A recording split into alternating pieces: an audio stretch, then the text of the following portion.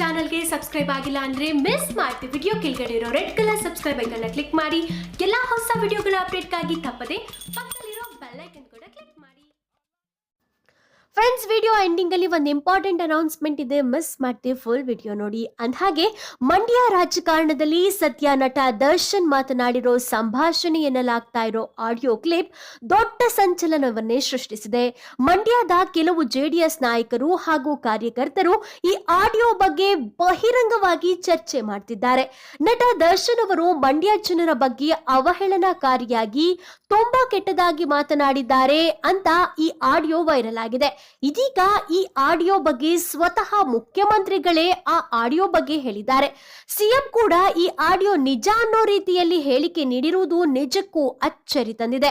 ಆದ್ರೆ ಆ ಆಡಿಯೋ ಯಾವುದು, ಈಗ್ಯಾಕೆ ವೈರಲ್ ಆಗ್ತಿದೆ, ನಿಜಕ್ಕೂ ಆ ಕ್ಲಿಪ್ ನಲ್ಲಿರುವುದು ದರ್ಶನ್ ಅವರ ಧ್ವನಿನಾ ಅನ್ನೋದು ಸದ್ಯಕ್ಕೆ ಉತ್ತರ ಸಿಗದ ಪ್ರಶ್ನೆಯಾಗಿದೆ.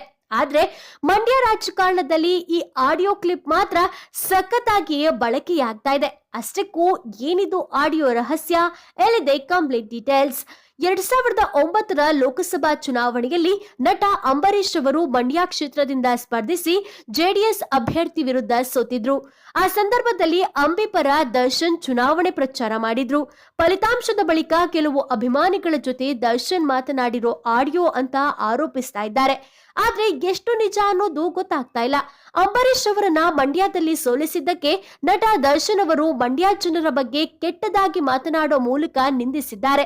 ಇದರಲ್ಲಿ ಬಹಳ ಕೆಟ್ಟ ಪದ ಬಳಕೆ ಮಾಡಲಾಗಿದೆ ಅಂತ ದೂರಿದ್ದಾರೆ. ಬಟ್ ಈ ಆಡಿಯೋ ಯಾವುದೇ ಖಚಿತ ಮಾಹಿತಿ ಇಲ್ಲ, ಯಾಕಂದ್ರೆ ಇದು ಸಾಮಾಜಿಕ ಜಾಲತಾಣದಲ್ಲಿ ವೈರಲ್ ಆಗಿರೋ ಆಡಿಯೋ. ಹಾಗಾಗಿ ನಂಬಿಕೆಗೆ ಅರ್ಹವಿಲ್ಲವಾದರೂ ರಾಜಕಾರಣದಲ್ಲಿ ಇಂತಹ ಆಡಿಯೋ ಕ್ಲಿಪ್ಗಳು ಚೆನ್ನಾಗಿ ಬಳಕೆಯಾಗುತ್ತೆ ಅನ್ನೋದಕ್ಕೆ ಹಲವು ಉದಾಹರಣೆ ಇವೆ. ನಿಖಿಲ್ ಕುಮಾರ್ ಅವರ ತಂದೆ ಹಾಗೂ ರಾಜ್ಯದ ಮುಖ್ಯಮಂತ್ರಿ ಎಚ್.ಡಿ. ಕುಮಾರಸ್ವಾಮಿ ಕೂಡ ದರ್ಶನ್ ಅವರದ್ದು ಎನ್ನಲಾಗ್ತಾ ಇರೋ ಆಡಿಯೋ ಬಗ್ಗೆ ಪ್ರಸ್ತಾಪ ಮಾಡಿದ್ದಾರೆ. ಈ ಮಾತುಗಳನ್ನ ಕೇಳಿದ್ರೆ ದರ್ಶನ್ ಅವರನ್ನ ಮಂಡ್ಯಕ್ಕೆ ಕಾಲಿಡಲು ಮಂಡ್ಯ ಜನ ಬಿಡಲ್ಲ ಅಂತ ಕಿಡಿಕಾರಿದ್ದಾರೆ. ಸಿನಿಮಾ ನಟರಂತೆ ಮಾತನಾಡೋ ಅನೇಕ ಮಿಮಿಕ್ರಿ ಕಲಾವಿದರಿದ್ದಾರೆ. ದರ್ಶನ್ ಅವರ ಧ್ವನಿಯಲ್ಲಿ ಯಾರೋ ಮಿಮಿಕ್ರಿ ಮಾಡಿ ಈ ರೀತಿ ಅವರ ಹೆಸರಿಗೆ ದುರ್ಬಳಕೆ ಮಾಡುತ್ತಿದ್ದಾರೆ ಅಂತ ಡಿ-ಬಾಸ್ ಅವರ ಅಭಿಮಾನಿಗಳು ಪ್ರತ್ಯಾರೋಪ ಮಾಡ್ತಿದ್ದಾರೆ. ಆದ್ರೆ ಇದರಲ್ಲಿ ಯಾವುದು ನಿಜ, ಯಾವುದು ಸುಳ್ಳು ಅನ್ನೋದು ಗೊತ್ತಾಗದೆ ಸಾಮಾನ್ಯ ಜನರು ಗೊಂದಲದಲ್ಲಿರುವುದಂತೂ ನಿಜ. ಈ ಕುರಿತು ನಿಮ್ಗೇನ್ ಅನ್ಸ್ತಾ ಇದೆ ಅನ್ನೋದನ್ನ ತಪ್ಪದೆ ಕಮೆಂಟ್ ಬಾಕ್ಸ್ ಅಲ್ಲಿ ಕಮೆಂಟ್ ಮಾಡಿ ತಿಳಿಸಿ. ಹಾಗೆ ನೀವು ಮಿಸ್ ಮಾಡಿದ ವಿಡಿಯೋಗೊಂದು ಲೈಕ್ ಕೊಟ್ಟು ಈಗಲೇ ಸುದ್ದಿನ ಎಲ್ಲಾ ಸ್ನೇಹಿತರಿಗೂ ಶೇರ್ ಮಾಡಿ. Thank you. ಹಾಯ್ ಫ್ರೆಂಡ್ಸ್, ನಾನು ರಜನಿ. ಒಂದು ಇಂಪಾರ್ಟೆಂಟ್ ಅನೌನ್ಸ್ಮೆಂಟ್, ರಜನಿ ಅಪ್ಡೇಟ್ಸ್ ಅಂತ ಹೊಸ ಚಾನಲ್ ಸ್ಟಾರ್ಟ್ ಮಾಡಿದ್ದೀನಿ.